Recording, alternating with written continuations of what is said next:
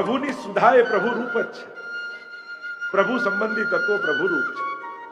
અને એટલા માટે પ્રભુ સન મનુષ્યાકૃતિ મનુષ્ય આકારે છે, એટલે બધે નથી પહોંચી શકતા, તો પોતાની સુધા પહોંચાડી સ્વ સંબંધનો અનુભવ કરાવે. ઘણીવાર પ્રભુ ન મળે પણ પ્રભુની પ્રસાદી વસ્તુ મળે ને, તો એ પણ ઠાકોરજી મળ્યા બરાબર જ છે. જેમ તમને ભીતર ઠાકોરજી નિજ મંદિરમાં જઈને આશીર્વાદ ના આપે, પણ બહાર વલ્લભકુલે ઉપરનો ઓઢાડ્યો ને, તો એમ જ માનવું કે ઠાકોરજી આશીર્વાદ પહોંચાડે. આ ભાવ આપણે ત્યાં છે. સ્વયં બધે પ્રભુને પધરાવા એ પણ જરૂરી નથી. દરેક જગ્યાએ શ્રીનાથજીનું ચિત્ર દરેક જગ્યાએ એમ જરૂરી નથી. ઘરના દરવાજે પણ ત્યાં, કાના ડેકી પર બી ત્યાં, પાછળ બી ત્યાં, બધે શ્રીનાથજીનું ચિત્ર. જો રાજા તો ક્યાં શોભે? એટલે જ્યાં ઠાકોરજી ન પધરાવાય એવી ઉત્તમ જગ્યા ન હોય, ત્યાં ઠાકોરજીનું પ્રસાદી ઉપરણો, પ્રસાદી માલા, પ્રસાદી કંકુથી કરેલો સાથીઓ, એ પણ પ્રભુની હાજરી જ બતાવે છે. પ્રભુને ક્યાં પધરાવાય ને ક્યાં ન પધરાવાય એનો એક વિવેક હોવો જોઈએ. ચિત્રને સ્વરૂપ મળે છે એટલે ગમે ત્યાં એમને મૂકી દો, એ પણ યોગ્ય નથી. દ્વારની જગ્યા એ ઠાકોરજીની નથી, દરવાજા તો ત્યાં પ્રભુની પ્રસાદી પધરાવવાનો વિવેક છે. જ્યાં જ્યાં જે સ્થાન પ્રભુ લાયક ન લાગે, કે પ્રભુનું સ્વરૂપ પોતે બિરાજે, આ યોગ્ય જગ્યા નથી, તો ત્યાં પ્રભુની પ્રસાદી વસ્તુનો ઉપયોગ કરવાથી ત્યાં પ્રભુની હાજરી ગણાય, પ્રભુના આશીર્વાદ ગણાય. અને એટલા માટે આપણે ત્યાં અનેક પ્રકારથી પ્રભુના આશીર્વાદનો ક્રમ છે. તો પ્રભુ પોતે પોતાની સુધા વહાવી અને સ્વસંબંધ સ્થાપિત કરે છે વેણુના માધ્યમથી. તો વેણુનું પહેલું છિદ્ર એ સ્વામીજીના રસપાન કરવા માટે છે.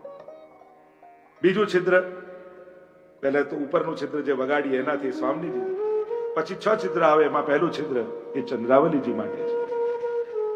આપણે કહીએ ને ઠાકોરજી વેણુનાદ કર્યો ત્યારે દરેક ગોપીને એમ લાગી જાણે અમારું નામ લઈ લઈને ઠાકોરજી વગાડી ગયા, અમને વિશેષ રૂપે આમંત્રિત કરી રહ્યા છે.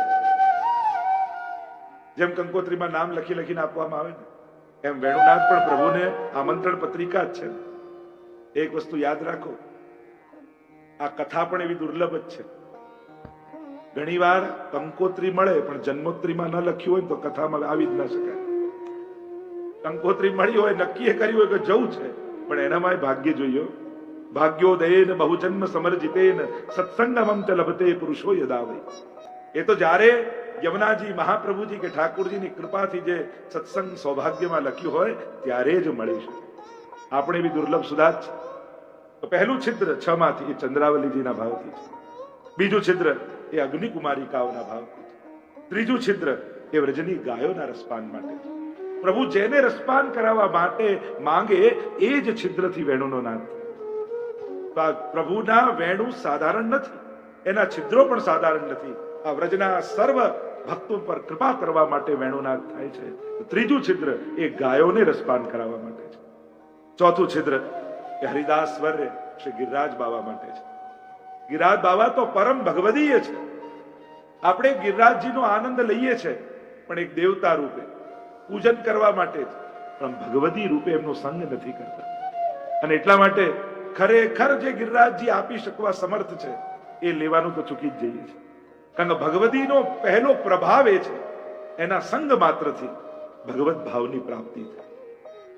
અને એટલા માટે ઘણી વસ્તુ એનો પ્રભાવ પાડે છે, એની પ્રક્રિયા નથી હોતી.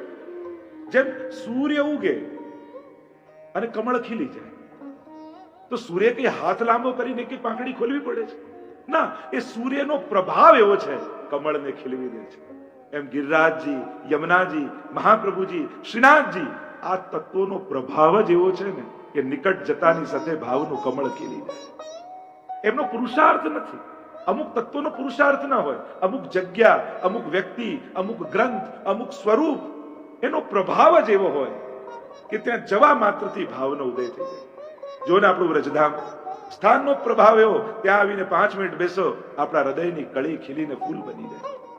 કારણ કે આટલા વૈષ્ણવ નિત્ય આવતા હોય, પ્રભુના ગુણગાન થતા હોય, વલ્લભકુલ બિરાજતા હોય, વૈષ્ણવ આવતા હોય, એ સ્થાનનો પ્રભાવ. તો ઘણીવાર જે વસ્તુ સાધનાથી ન પામી શકાય, એ ઘણીવાર કોઈના પ્રભાવથી એ મળી જાય. એવા તત્વોના પ્રભાવમાં રહો કે પ્રભાવ માત્રથી જીવનમાં કંઈક નવું સર્જન થઈ જાય. કારણ કે જ્યારે આપણે સાધના કરવા સમર્થ નથી તો પછી કોઈ સાધન આપણે કામના નથી. અસમર્થ વ્યક્તિ કયા સાધન કરી શકે? જેના હાથ પગ આદિ ન ચાલતા હોય એને તમે કાર આપો, સાયકલ આપો, બાઇક આપો, એના માટે કામનું નથી. કારણ કે એને શરીર કામ નથી કરતું. અને એટલા માટે જ્યારે નિસ્સાધન છીએ તો કોઈ સાધન આપણા માટે નથી. તો આપણે શું કરવું? તો કે એવા તત્વોના પ્રભાવમાં રહેવું. એ પ્રભાવમાં રહેવા માત્રથી જીવનમાં ક્રાંતિ ઘટે છે. તો ચોથું તત્વ એ હરિદાસ વર્ય માટે છે. પાંચમું છિદ્ર એ વ્રજસ્થ પશુ પક્ષીઓ માટે છે. વ્રજના પશુ પક્ષીઓ પણ સાધારણ નથી. એ પણ પ્રાયો બતાંબ વિહિગા મુનિયો વનેસ્મિન.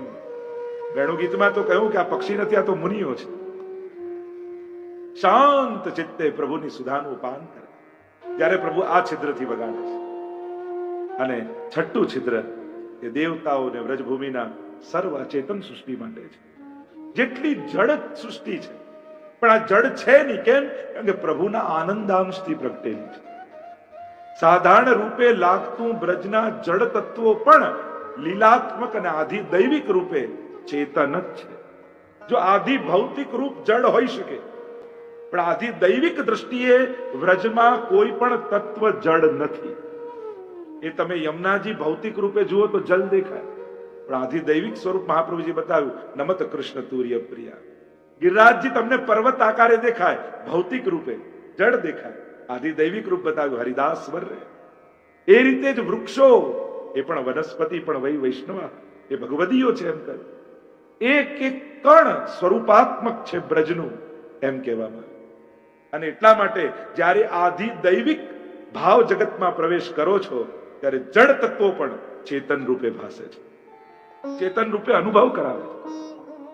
અને એટલા માટે જ મનોરથ હવેલીમાં થયો હોય અને બધી જ સજાવટ મૂકી હોય, એમાં ગોપીઓ હોય, હરણાઓ હોય, ગાયો હોય, પક્ષીઓ હોય, મોર હોય, એમ ગોઠવવામાં આવે ત્યારે બધા જડ છે, લાકડાના છે, આદિના.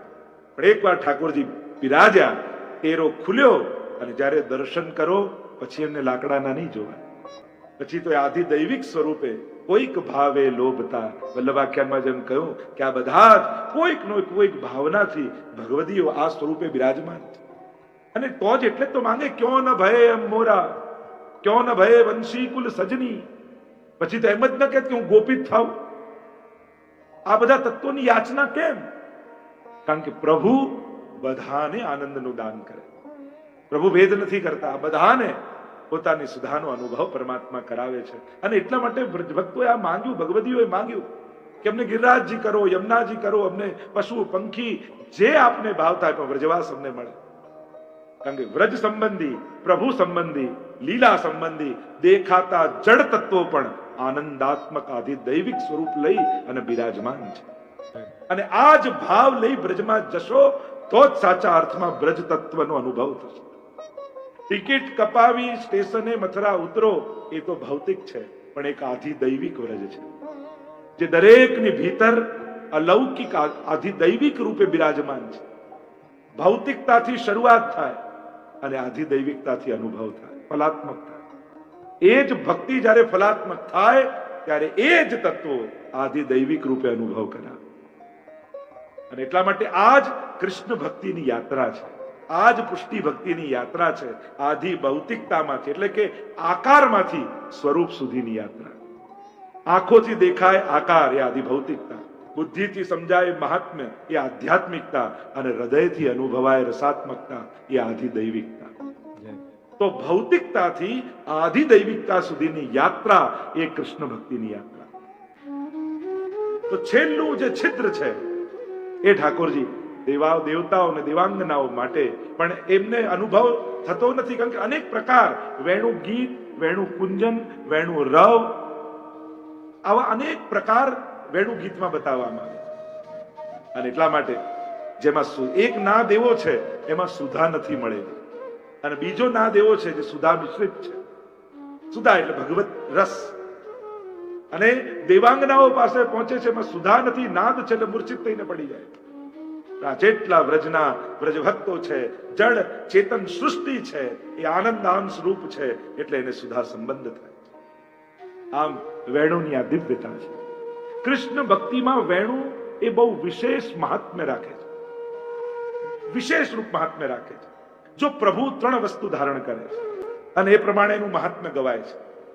એમ તો 4 કહી શકાય. 1, વેણુ ધરે ત્યારે વેણુધારી, ચક્ર ધરે ત્યારે સુદર્શન ચક્ર ધારણ કરે છે ને હસ્તમાં, ચક્રધારી, ચક્ર કે ધરનહાર. 3, મમ પ્રભુ શ્રી ગિરિરાજધારી, ગિરિરાજજીને ધરે. અને પછી જો મહાભારતના યુદ્ધમાં આવો તો શંખ પણ પાંચજન્ય ઋષિકેશો દેવદત્ત ધનંજય શંખનાદ કરે, પણ એ તો નાદ કરવા માટે, ધારણ નથી. આપણે ત્યાં ધારણ આટલી વસ્તુ કહીએ છીએ. આ 3 વસ્તુ રૂપે વિશેષ રૂપે પ્રભુ પરિચિત અથવા પ્રભુના સ્વરૂપ ઓળખાય છે. વેણુ ધરે તે રસદાન કરવા માટે છે, રસનું દાન કરે જ્યારે વેણુ ધરે. ચક્ર ધરે ત્યારે અભય દાન ભક્તોને કરે છે. ચક્ર ધર્યો ભક્ત રક્ષા કે કારણ, જ્યારે સુદર્શન હાથમાં ઠાકોરજી ધારણ કરે છે ત્યારે ભક્તોની રક્ષા માટે ધરે, એટલે નિર્ભયતા મળે. અને ગિરિરાજ ધરે ત્યારે આશ્રયનું દાન ઠાકોરજી કરે. સર્વ અન્ય આશ્રયોમાંથી મુક્ત કરી અનન્ય આશ્રયનું દાન ઠાકોરજી કરી દે. અને આમ 3 વસ્તુ ધારણ કરે. અને એમ દ્વારકાધીશ આદિના સ્વરૂપ, મથુરાધીશ આદિના સ્વરૂપમાં જુઓ તો શંખ, ચક્ર, ગદા અને પદ્મ, આ 4 વસ્તુ છે. 4ના ભાવ અલૌકિક આપણે ત્યાં બતાવવામાં આવ્યા, જેને આયુધ કહેવાય છે. આયુધ એટલે હથિયારો. એટલે ત્યાં પદ્મ છે એટલે કમળ જોઈને રાજી નહીં થવું, છે તો હથિયાર. 14 લોકનું ભુવનનો ભાર એમાં છે. એટલે કોઈ શત્રુ ભાવે આવે એના હૃદય પર જો કમળ મૂકી દે ને ભગવાન, 14 લોકનો ભાર એના માથે આવી સમાપ્ત થઈ જાય. ચક્ર ધરે, ગદા ધરે, પદ્મ, પણ એના પણ ભાવાત્મક અર્થો આપણે ત્યાં બતાવવામાં આવ્યા કે આપણા તો રસાત્મક પ્રભુ છે.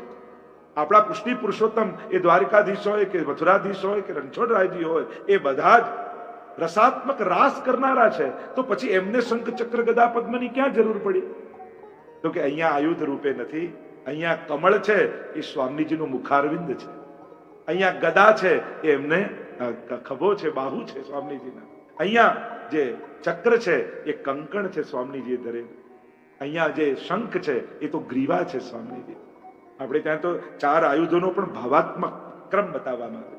અને એટલા માટે વેણુની વિશેષતા આપણે ત્યાં માનવામાં આવી, કારણ કે રસદાનનું સૌથી વિશેષ કોઈ માધ્યમ બન્યું હોય તે વેણુ બન્યું છે. અને વેણુ વગર પ્રભુ કૃષ્ણ પણ અધૂરા લાગે.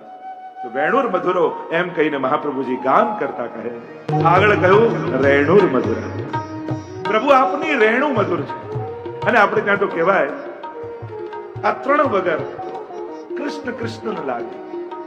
હાથમાં વેણુ ન હોય, બાજુમાં ધેનુ ન હોય અને ચરણમાં રેણુ ન હોય તો એ કેવું કૃષ્ણ? આ 3 વગર તો કૃષ્ણ પણ અધૂરો લાગે. આ 3 તો એની શોભા છે. આ 3 એની શોભાની અભિવૃદ્ધિ કરનારા દિવ્ય અલૌકિક તત્વો છે. અને એટલા માટે રેણુર મધુર, આ વ્રજની રેણુ મધુર છે. વાંછંતી રજ પ્રપન્ના, નાગપત્નીઓ પણ સ્તુતિ કરતા એ જ કહે છે કે પ્રભુ નનાક પૃષ્ઠમ, અમને સ્વર્ગાસન નથી જોઈતું, અમને ઇન્દ્રાસન નથી જોઈતું, અમને સાર્વભૌમત્વ નથી, કેવલ આપના ચરણની રજ અમને જોઈએ છે. ત્યારે નાગદમન કર્યું ત્યારે સ્તુતિ કરતા નાગપત્નીઓ બોલી છે, ચરણ રજની આકાંક્ષા. વ્રજમાં જે ભક્તો આવ્યા, જ્ઞાનીઓ આવ્યા, એને ભગવાનના ચરણ નથી માંગ્યા, કારણ કે એના માટે તો પોતાને અનધિકારી માન્યા છે. એ લોકોએ તો ચરણ રજ માંગી છે. કારણ કે આ રજ કેવી છે? મુક્તિ આવીને પરમાત્માને કહેવા લાગી, પ્રભુ હું તો બધાની મુક્તિ કરાવતી ફરું છું, મારી મુક્તિ ક્યારે? જો પ્રભુએ બંને પ્રગટાવી છે, મુક્તિ અને ભક્તિ બંનેનું પ્રાગટ્ય છે. વલ્ભાખ્યાનમાં પણ વર્ણન આવે છે, પણ તેમાં તે પહેલી નકશિક સુભગા શ્રી હરિને મન ભાવી. અને ભક્તિનું પ્રધાનતા વ્રજમાં છે. અને એટલા માટે ભક્તિ વૃદ્ધ થયા, પણ જયારે વ્રજમાં આવ્યા ને તો યુવાન થઈ ગયા. વ્રજમાં ભક્તિ યુવાન છે ને મુક્તિ ઘરડી છે. એટલે મુક્તિની ના કહે છે, વારે ઘડે કહે છે કે મુક્તિ તો ખારી, યા મુક્તિ લેકે કહા કરે. અનેક પ્રકારના કીર્તનો, પદો મુક્તિ માટે રચાયા કે અમારે મુક્તિ નહીં ભક્તિ જ જોઈએ. વ્રજમાં એની જ પ્રધાનતા છે. આપણે ત્યાં તો પ્રભુદાસ જલોટાની વાર્તા આવે છે. જયારે દહીં પેલા ગોવાળની પાસે લીધું અને કહ્યું કે આટલું સુંદર દહીં પ્રભુ લાયક છે, ખરીદ્યું. કહ્યું કે તારે કેટલો મોલ, શું જોઈએ છે? એટલે પેલા એ ગોવાળની મજાક કરતા કહ્યું, તો શું આના બદલામાં મુક્તિ આપી દઈશ? જે ટકો બે ટકો હોય આપવું હોય આપો. અને પ્રભુદાસે મુક્તિ લખીને આપી દીધી. દહીં લઈને જયારે મહાપ્રભુજીએ ભોગ ધર્યા એટલા પ્રભુ પ્રસન્ન થયા અને કહ્યું કે આનો શું મોલ આપ્યો? તો કે મુક્તિ લખીને આવ્યો છે. અરે પ્રભુ જેનાથી પ્રસન્ન થયા એના બદલામાં આવી તુચ્છ મુક્તિ શું આપી? એને તો ભક્તિ આપવી જોઈતી. અને વાર્તા પ્રસંગ એમ કે છે કે એને વિમાન લેવા આવ્યા, ભગવાનના પાર્ષદો આવ્યા અને વિમાનમાં બેસીને મુક્તિ પણ આપતો. ભગવદીઓની વાણીની લાજ ભગવાન પણ રાખતા હોય છે. અને એટલા માટે કહ્યું કે મુક્તિ આવીને કહેવા લાગી, હું તો બધાની મુક્તિ કરાવતી ફરું, મારી મુક્તિ ક્યારે? ત્યારે પ્રભુએ કહ્યું, વ્રજ રજ ઉડી મસ્તક લગે તો મુક્તિ મુક્વે જાય. જો આ વ્રજની રજ ઉડીને તારા માથે લાગે તો તુંય મુક્ત થઈ જઈશ. રેણુર મધુરા, આ રેણુનું એવું મહાત્મ્ય આપણે ત્યાં ગવાય. વ્રજમાં આટલી રેણુનું મહાત્મ્ય છે. આપણે વ્રજ રજ કહીએ પણ વ્રજ રજ એ કેવલ વ્રજની જ રજ નથી, એમાં આટલી રજો મિશ્રિત થઈ અને વ્રજ રજ બને છે. પહેલી પ્રભુની ચરણ રજ એમાં છે. આ વ્રજની ભૂમિ એવી છે, આજે પણ પ્રભુ નિત્ય ખુલ્લા ચરણાર વિનથી વ્રજ રજનો સ્પર્શ કરે છે. નિત્ય આજે પણ પ્રભુ વિહાર કરે છે. એટલે પ્રભુના ચરણની રજ છે.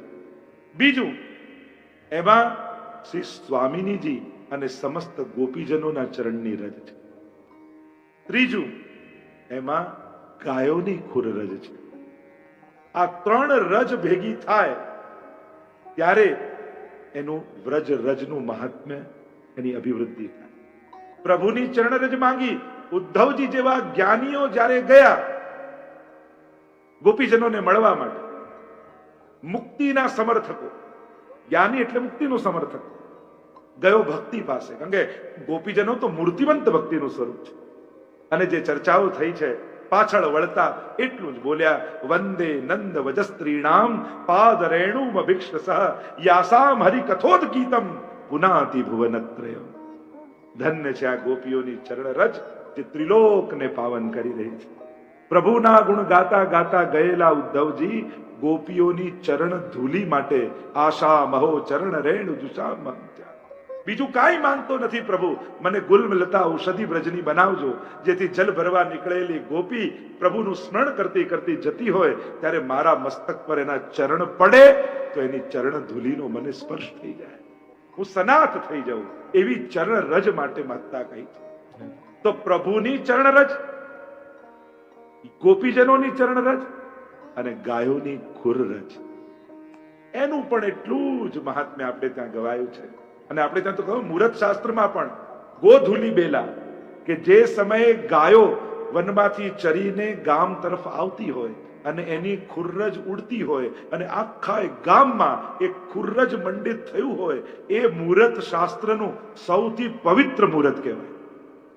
એટલે વલ્લભકુલની કંકોત્રીઓમાં, લગ્નની કંકોત્રીઓમાં વાંચશો ને કે વરઘોડો ને લગ્નનું મુહૂર્ત કયું તેમ લખેલું હોય ગોધુલી બેલા, એવું કંકોત્રીમાં લખેલું.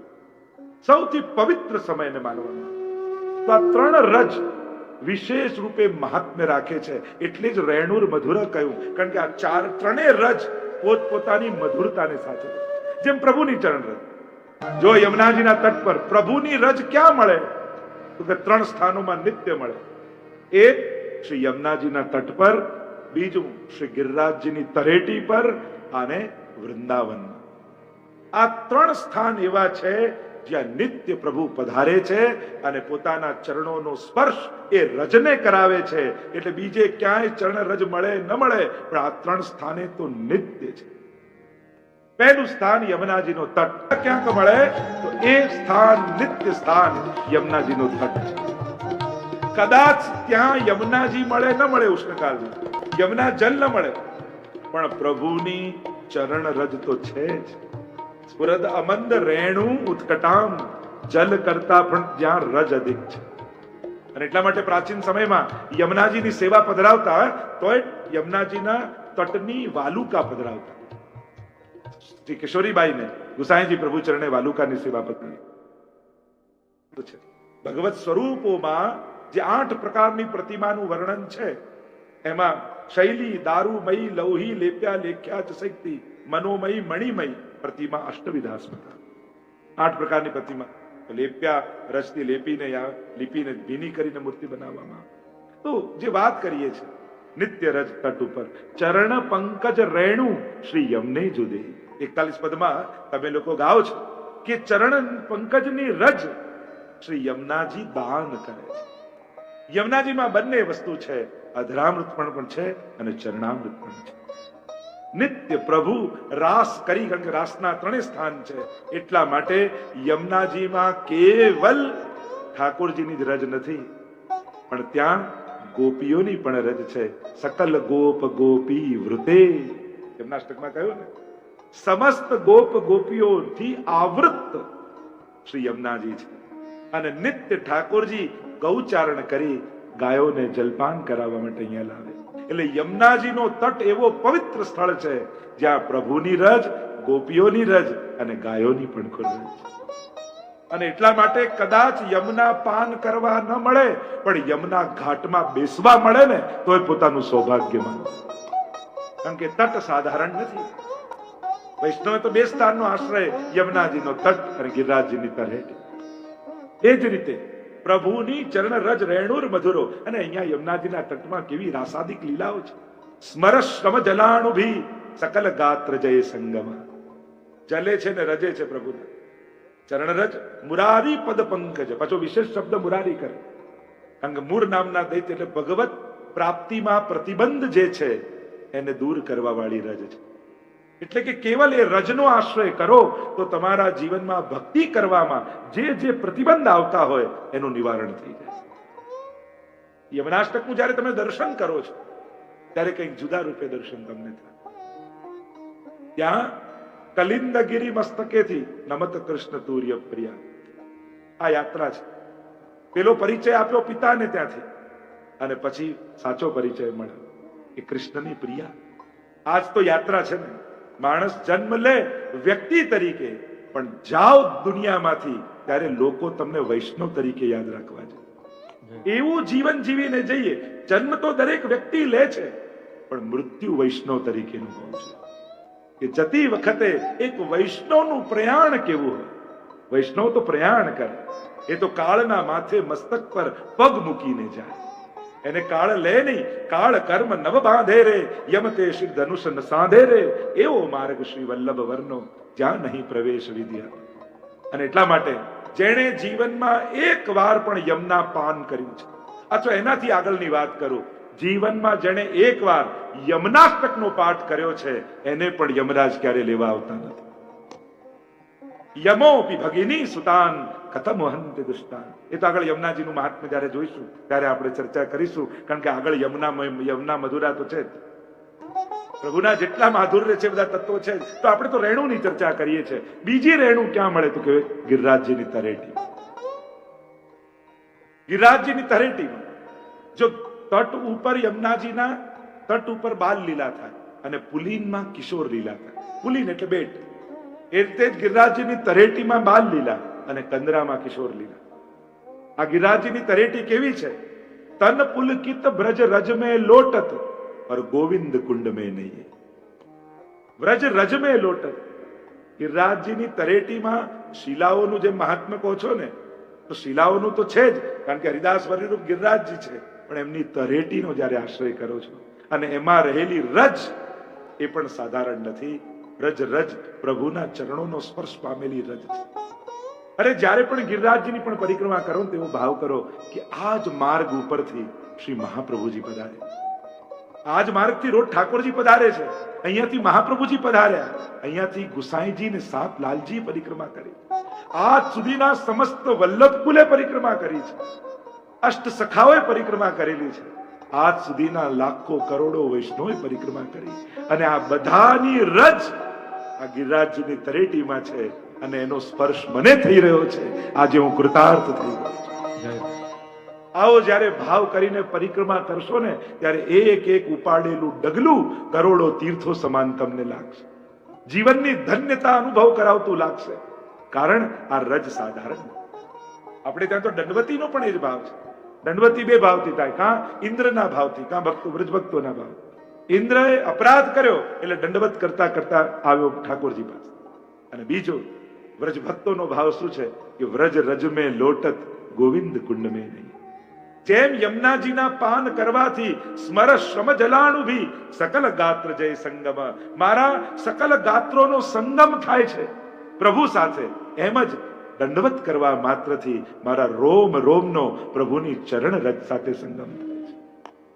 વ્રજ રજ મેં તન પુલકિત, અને રજ છે ને પ્રભુની એટલે તન પુલકિત થઈ જાય. વ્રજ રજ મેં લોટત ઓર ગોવિંદ કુંડ મેં.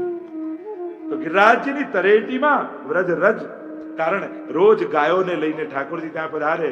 પુલિંદજીઓ ગોપીજનો ઉત્થાપન ભોગ સમયે અહીંયા પધારે. પુલિંદજીઓ વિવિધ પ્રકારનો ભોગ લઈને ઠાકોરજીના આરોગ આવે અને પાછા રાત્રિના સમયે બોવર ધન ગિરી સઘન કંદરા રહેન નિવાસ કિયો પિય પ્યાર. સ્વામીજી અને ગોપીજનો કંદરામાં પધારે ત્યારે અહીંયા એમની ચરણોનો રજનો સ્પર્શ થયો હોય અને પ્રભુ તો રોજ પધારે છે. અંતાય મદ્રિર બલા હરિદાસ વર્યો યદરામ કૃષ્ણ ચરણ સ્પર્શ પ્રમોદ. ચરણ સ્પર્શ પ્રમોદ, પ્રભુના ચરણોનો સ્પર્શ થતા જ ગિરિરાજજીના પણ રોમ રોમ પુલકિત થઈ જાય. અને ત્રીજું વૃંદાવનની ભૂમિ. આ વૃંદાવનની ભૂમિમાં પણ નિત્ય રાસનું સ્થાન છે એટલે ગોપીજનોની ચરણરજ, ઠાકોરજીની ચરણરજ અને ગાયોને ચરાવવા માટે પ્રભુ પધારે. ચલસી યદ વ્રજાન ચારયન પશુ, અને ગાયોને લઈને ત્યાં પધારતા હોય એટલા માટે આ ત્રણેય રજ ભેગી મળી વ્રજ રજ બને છે.